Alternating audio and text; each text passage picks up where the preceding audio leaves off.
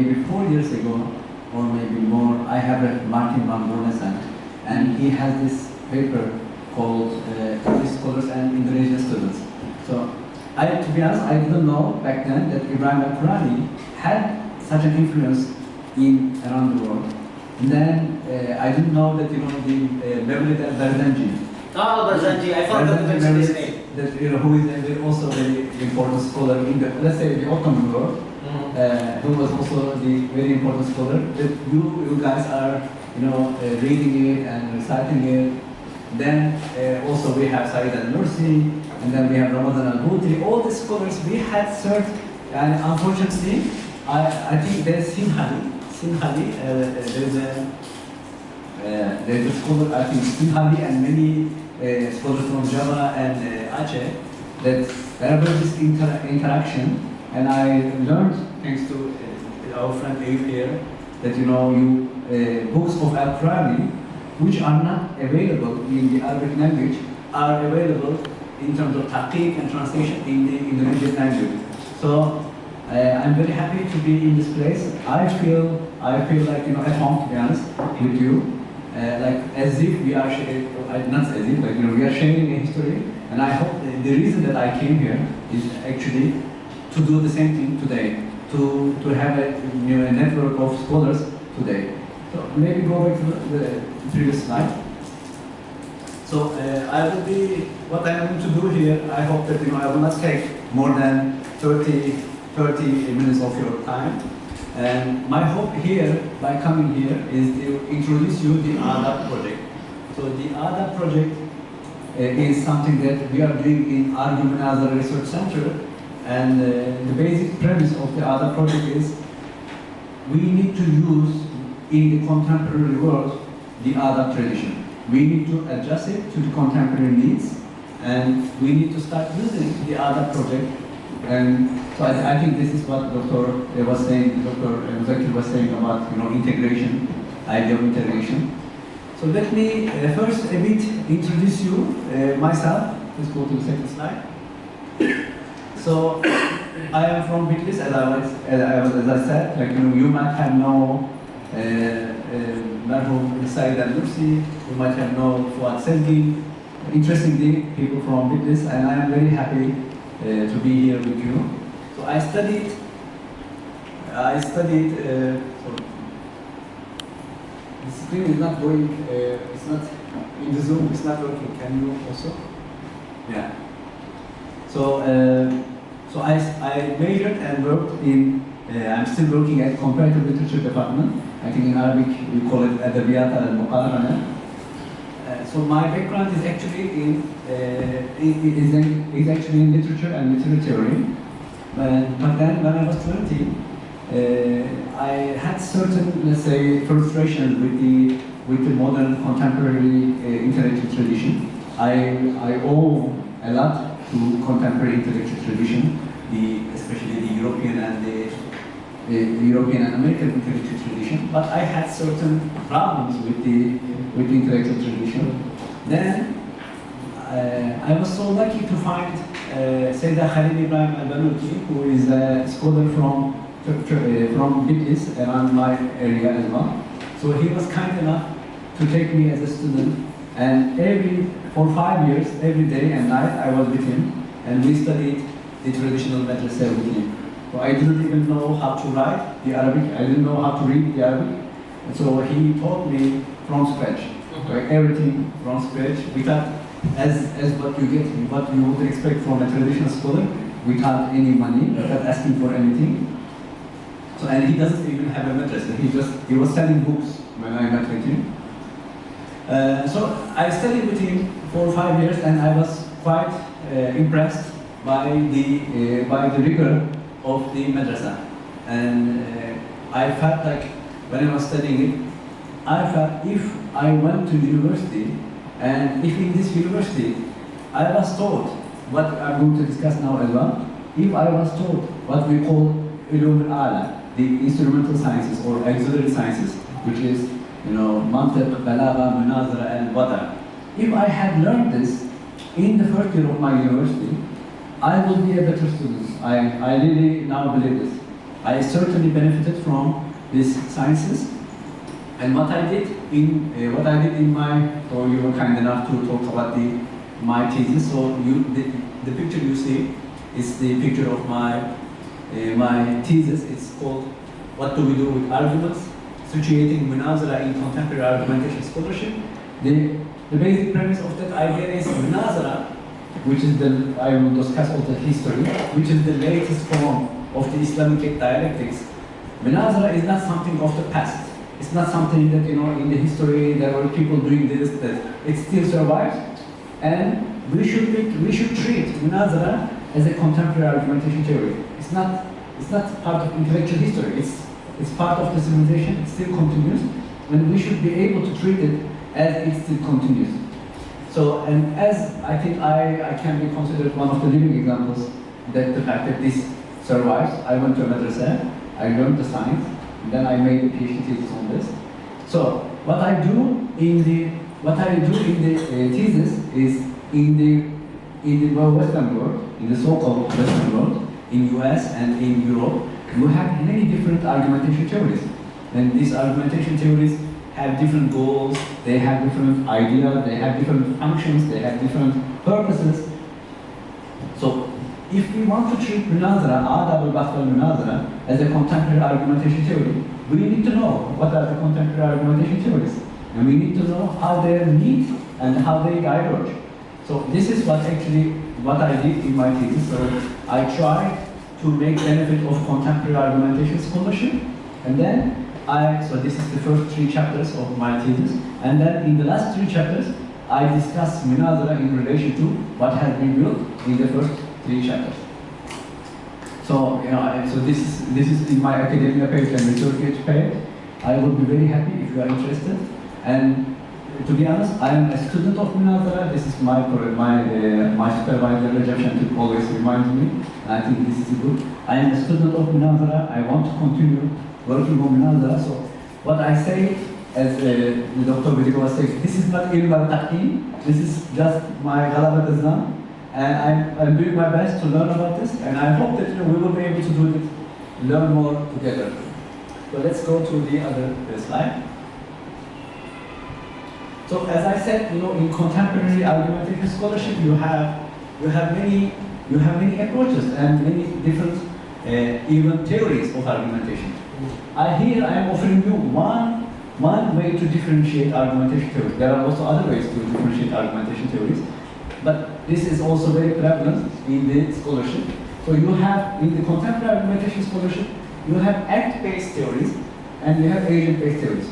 So the idea is, what defines a good argument? What defines a good argument? Is it the act that has been performed by somebody, by the agent, or is it the agent himself? So is it the person that is good, making an argument good, or is it the act of a person, which is independent of that person, that makes an argument good? So, according to this divide, you have 2 different norms, 2 different sets of norms. One set of norms is act-based norms, and the second norm is the agent-based norm. The act-based norms, they branch into 3 different arguments. The act-based norms, they branch into 3 different perspectives on argumentation. You have logical perspective in argumentation, you have dialectical perspective in argumentation, and you have rhetorical perspective in argumentation. According to the logical perspective, if your istidlal, inference, if your istidlal derives from the correct premises, and if it derives from correct premises, it is a valid argument. According to logical perspective, we only check the product. We only check the product of our reasoning. So here, in the logical perspective, which we can say the Burhani perspective, according to our tradition, in the logical perspective, you only try to understand the mental products that are established through reasoning and argumentation. Now, according to dialectical perspective, we are not interested in the product, but we are interested in the procedure. according to dialectical perspective, the aim of argumentation, as in logic, is not truth, but it is resolution of difference of opinion. It is to solve the difference of opinions that we have. And according to dialectical perspective, argumentation is about creating procedures to solve the problems that we have. So you see, they have different goals and they have different norms to define what makes an argument good. And according to the last rhetorical perspective, this perspective believes and argues that what makes an argument good is the dialectical adherence process. The dialectical adherence process, the process of people being persuaded. What makes an argument good is if you are, in the end of the process, if you are convinced and persuaded by the argument made, then this argument is counted as good. So these were, as I said, act-based argumentation theories.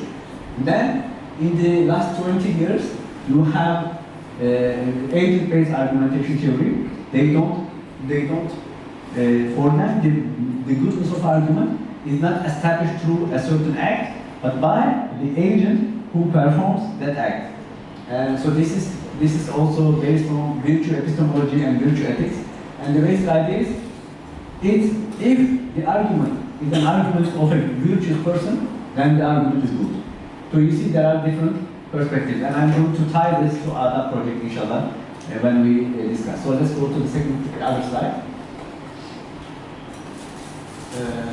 So now, I gave you a very brief introduction to contemporary argumentation scholarship. Now let me talk to you about our center. So this is our center, Munazara and Argumentation Ethics Research Center. Shortly we call it Argumentation Munazara. So we call it Munazara. And at the moment we are conducting 4 projects, and I think all of them requires like maybe their own introductions and their own talks. But the reason that I am here is actually the 4th one. You see that there is adab in dialogue, developing argumentative virtues in a divided world. So this is the project why I came here. Let's continue. So this is our lead team from Istanbul. So you have Mehmet Ali Uzargın, he is an associate in Argumentation Library in Portugal. We have Karim Sadik from Lebanon. We have Dr. Merve from Saudi Arabia and the US. And we have Önder, he is our lead from Istanbul, Turkey. So this is our team that we are working this project together. Let's continue. Now, so let me tell you what we are doing. Basically, this is a project funded by John Templeton Foundation in US. Unfortunately, yeah, we as the Muslim people, we cannot raise the funds to do this project by our means. We have to take. I really appreciate the John Templeton Foundation for their help. But I think this is to be noted that we need other people's money to fund our own research. So we don't have at the moment in Malaysia or in Indonesia, in any part of the world that discusses Munazara, and so you see, this is something that I think we need to be discussing. So this is, as I said, this is a project funded by John Templeton Foundation, and in this project, basically what we are doing, the basic premise of the project is. So in Qatar, for instance, they have Qatar Debate, which is a center for debating, and in Malaysia they have in the Islamic International University of Malaysia, they have the ION, which are very respected, perfect foundations. So what they are doing Munazara. So it's because in Arabic the interaction is called Munazara, but it's not Munazara. It's based on British parliamentary debating format. You see? So, Maybe it's decolonized. Yes, basically what we are trying to do is to decolonize, and when I describe the project shortly, okay, we are doing British style Munazara, why not? Let's do a Munazara. Why not a munazara? Let's try to find a way to have these debates in the historical adab al-bahs wal munazara tradition. We believe that in terms of practice and also in terms of practice and in terms of theory, munazara has a lot to offer. And I will try to give you some of them as well. So what is munazara? I think most of us here know it's short for adab al-bahs wal munazara, and I'm really thankful to Dr. Rudigo to explain this issue. And literal translation, you could say, literal translation is manners of inquiry and argumentation. I am passing the technical translation here, we don't need it. But we, as Dr. Rudigo explained the historical trajectory, it can be, munazara can be considered as a revolution or as an evolution of the Muslim argumentation scholarship. So let's pass another one. Let's go to the next slide. Thank you. No, next slide. This is the previous, yeah. So as Dr. Rudigo, I think, explained it very succinctly in his talk, and I'm also using his, I'm also discussing his let's say, formalization and his periodization in my things as well, and I'm discussing it. So as Doctor said, you have this idea of two kinds of jadal, right? You have the good jadal and you have the bad jadal, right? And so there is this, in the Muslims, there is this whole idea of we need to make the good jadal. And as Doctor said, beginning from the time of Ibn Sina and Farabi actually, and Ghazali becomes more orthodox, and there is this Muslim encounter with the Aristotelian analytics. There is a Muslim encounter with the Aristotelian tradition, the Muslim organon. And I don't know if you know, like Ibn Sina as the, let's say, founder of the Mutaakhirin, he becomes the leading figure for all Muslims, for all intellectual circles. And Munazara people are no less different. So the founder of Munazara is Samarkandi, and Samarkandi is a translator, is a shareh, is a commentator of Ibn Sina, and he is the founder of the Adab al-Bahs al-Munazara, founder of the name. So Dr. Rudigo have explained, you have first, this is, by the way, this is not the date I'm giving here might not be corresponding to reality, but this is just to give you an idea. So you have the first, the ikhtilaf, the disagreements between pious imams, like you have the ikhtilaf al-Abu Hanifa, Shafi, etc. And then you have Jadal, which Dr. Rudigo worked on the, so in Jadal you have, let's say, Jadal Khilafi, Jadal ul-Usuli and Jadal Kalami. So you have juridical Jadal and you have theological Jadal. So you see there are two different perspectives, so you have the theory, this theory, or we can even say there are two different theories of argumentation. One for theological discussion, second for juridical discussion. And then with Munazara, there is this idea that we are going to establish a theory that is completely based, that is context independent, issue independent, in the sense that you can do Munazara about juridical dialectics, you can do Munazara about theological dialectics, you can do Munazara about geometry, you can do Munazara about, I don't know, tasawwuf, etc. The issue is not important. So in terms of the contemporary argumentation theory, it is a field independent. It's a field invariant argumentation theory. So let's continue. And I'm sorry, so let's go back again. And so you see, as I said, there is this idea of we need to make good jadal. So, and there is this encounter with Aristotelian analytics. So this is, I try to summarize this. Munazara is a synthesis of Muslim ethics, the idea of reaching for good argumentation, doing the good jadal, and Aristotelian analytics. Let's pass. Let's go to the other one. So this is how can I say? This is a timeline that I try to do with help of other people as well, with Dr. Young and others. This is a timeline that I established.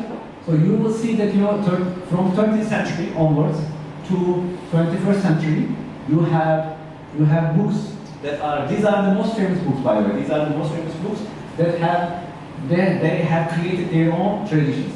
So you have the tradition of Samarkandi, and then you have the tradition of Al-Iji, who is also very famous for his work on Kalam.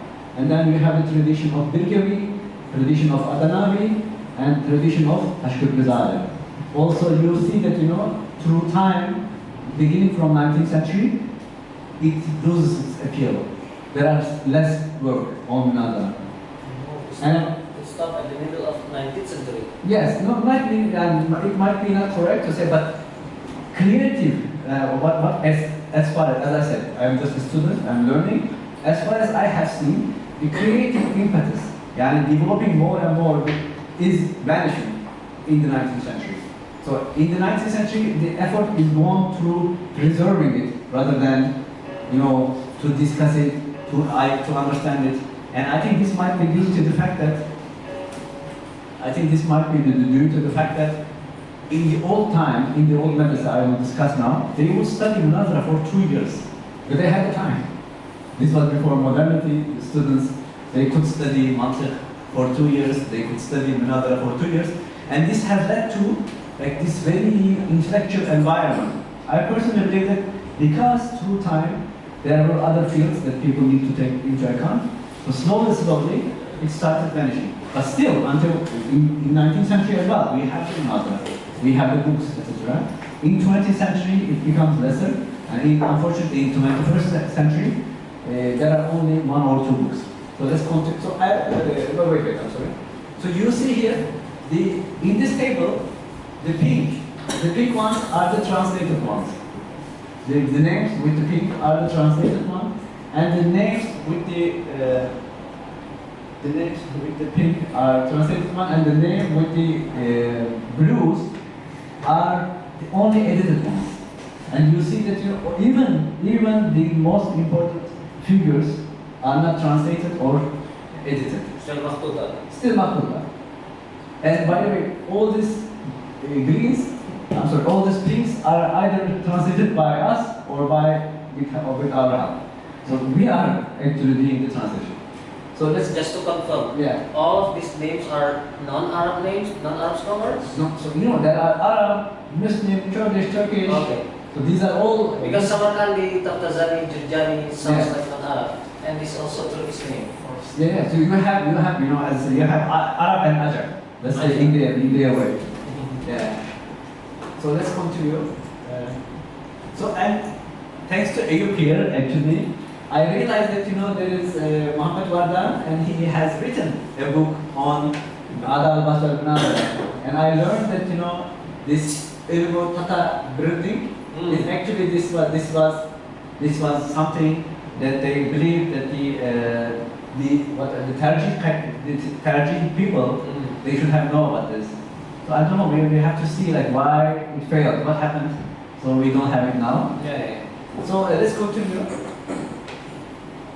You see, so this is